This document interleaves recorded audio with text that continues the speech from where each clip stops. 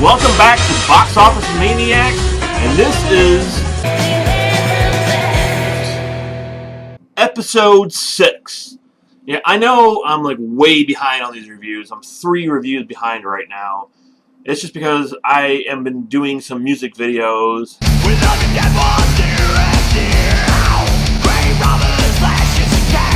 And my partner who does the other movie reviews with me, we're busy working on Horror Month for next month.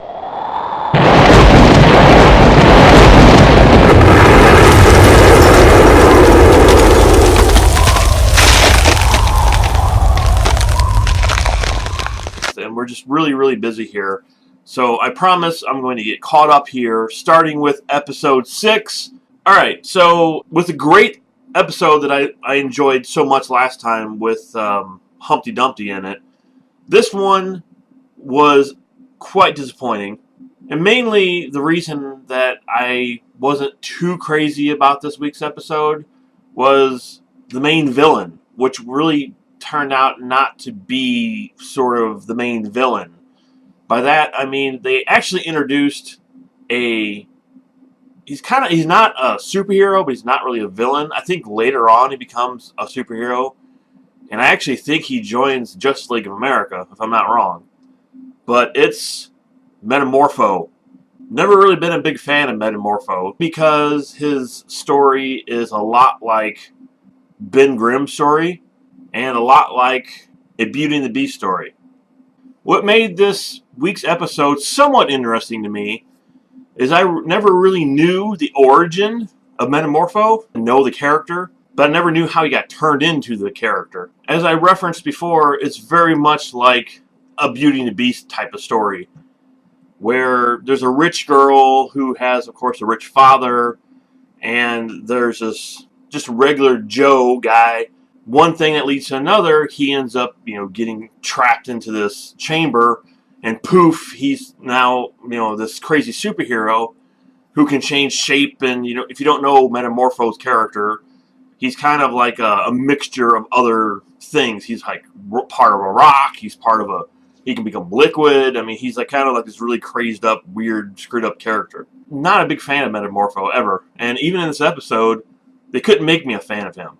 So, of course, Batman thinks Metamorpho is the enemy in the episode, which he really is not. He's just a character with bad circumstance that happens to him. It wasn't a terrible episode, but at the same time is like just weak story-wise and a weak character that week. So all around, it was just weak. The only interesting thing really that went on in this episode was way back in, I think it was episode 2, Bruce Wayne Batman, I think he was Bruce Wayne at the time, met the psychiatrist. And, he kind of had the hots for the psychiatrist. And this episode, him and the psychiatrist kind of started to hook up towards the end of the episode.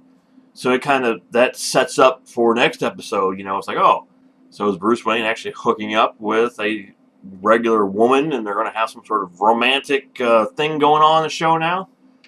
I mean, that was probably the only interesting thing for me anyway that came out of this episode. Was it a terrible episode? No. It was not on scale with the rest of the Batman episodes, though, that I've seen up to this point.